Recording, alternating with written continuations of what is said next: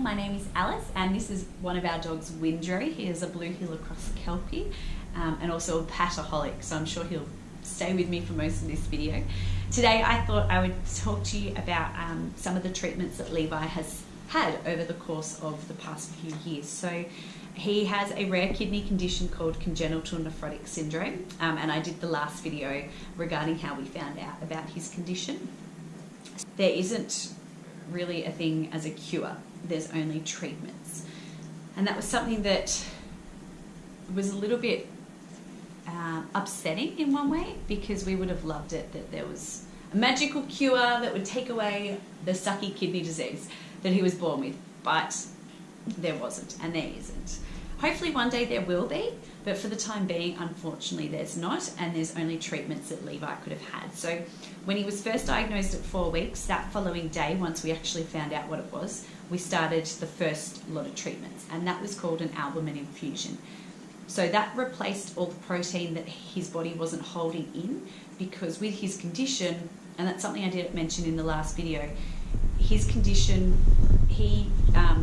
the little filters in the kidneys, they don't filter properly, and it lets all of the protein out, so he urinates it all out and doesn't keep it in his body. The protein from the kidney does wonders for your body. It helps you grow, your kidneys control your blood pressure. That's just to name a few that I can remember. So with his treatment, we started the protein infusion, the albumin, the following day, and he was on that for 1.5 years. First 6 week stay from when we found out his diagnosis, for the first 4.5 weeks, he was on it every single day. So the infusion at the start, for the first 2 weeks, I think, he was on it every single day for 6 hours. And then we dropped it down to 5 hours, I think it was. And then we got it down to 4 hours.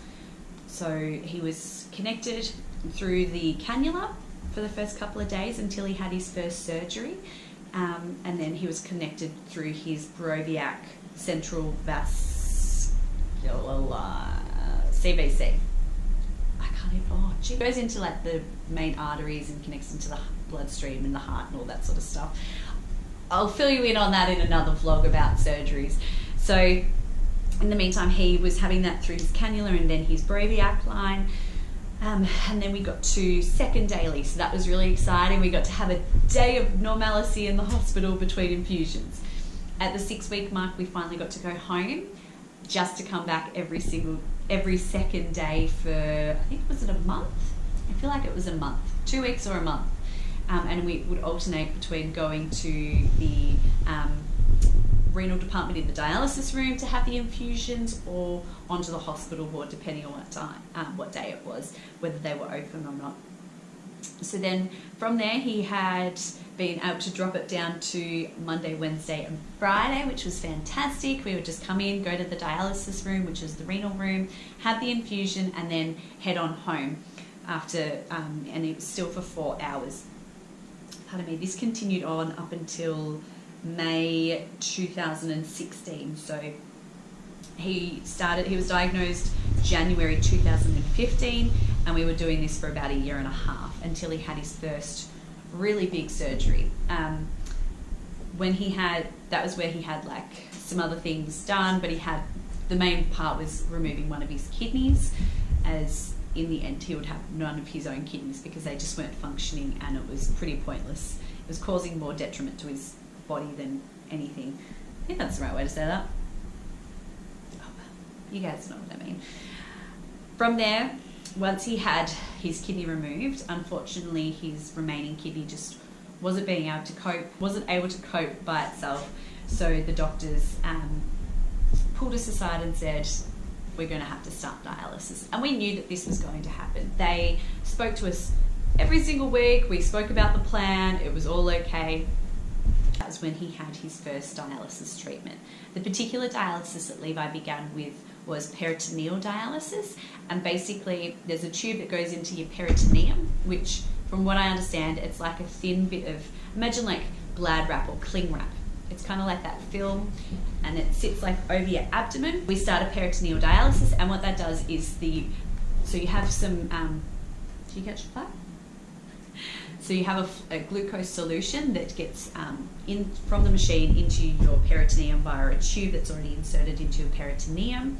From there, the fluid stays in your tummy with Levi, it was about 45 minutes. And what that fluid would do, it's a special glucose solution that would actually draw all the impurities that your kidneys would generally flush out of your body into that solution, and then it would drain back through the machine and out and empty into a container that we have beside the machine. Yeah, it would go for overnight for 12 hours for his particular one, and he would have 12 cycles. So one cycle lasts about an hour, so that's filling him up with the fluid, sitting in his, or dwelling in his tummy in the peritoneum, and then draining back out. So that's one cycle. So he would have 12 of those overnight. From there, unfortunately, Levi had peritonitis twice, which I think I'll fill you in another vlog about all of the admissions. Not all of them, because that would be a video that went for days, really, but the main admissions. And peritonitis is when the peritoneum is infected and inflamed, and the kind of rule of thumb is 3 strikes of peritonitis and you've automatically kind of got to go into hemodialysis, which is the blood one, which you would more commonly see like in films, or I don't know, do you see it in films? I'm going to say you do. We got over that one, and then unfortunately, I think it was like a couple of weeks later, he got peritonitis again.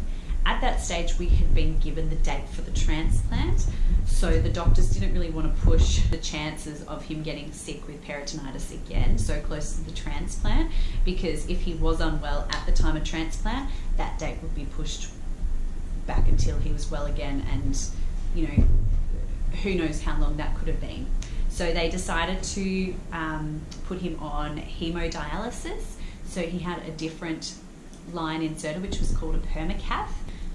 The hemodialysis Levi was supposed to be on 3 times a week, Monday, Wednesday, Friday, and the sessions he was going to be on were for 3 hours. So he was gone from 12 hours at home to 3 hours in the hospital for hemodialysis 3 times a week instead of every single night at home. So that was quite nice. When we started the hemodialysis, unfortunately, Levi his body couldn't handle the dialysis for so long. So around the 2-hour mark, his blood pressure would really drop, he would become really tired, but he would also become really agitated and aggravated as well. So the renal team decided that he would only have dialysis for 2-hour sessions, but we had to increase that for Monday through Friday. So we had gone from 3 sessions a week to 5 sessions a week, which that was the part where, like, when Levi got connected to hemodialysis that first day, Reese and I were both there, and that was really overwhelming. That was probably one of the most overwhelming times for us. But it was so hard to get my head around, like, okay, it's actually only a small amount of blood, but it looks like it's a huge volume, and he is okay. It was really hard because he was so little, and that was a bit crazy, but you know what, we got through it. And this is Levi's journey. And that's what I should say to you guys, is that if you or anyone you know, or if your child or anything like that gets diagnosed with a condition, social media and YouTube and all of that sort of stuff, and even research, it's great. But at the end of the day, every single person is different, and every single person's journey is different. But anyway, so he did hemodialysis for, I think there was like, was it 40 something sessions? Yeah, I feel like it was 46 or 56 sessions, I think, in total, because I was counting down until the transplant. And then we had the transplant, which is super exciting, super nerve-wracking, crazy, thrilling, gut-wrenching, anxiety-ridden, incredible transplant. That is the treatment so far. She's dying for a game of tug, so I better play a game with you. Do you want to play a game? She will play a game in a second. So that's a rough overview of his treatment. I will do designated videos on the dialysis and also the transplant. And yeah, anyway guys, if you have any video suggestions or questions or anything like that, feel free to leave them in the comments or follow me on Instagram. I'll put the link, Instagram handle somewhere or in the description. Please subscribe because it really supports my channel, and I'll see you all in my next video.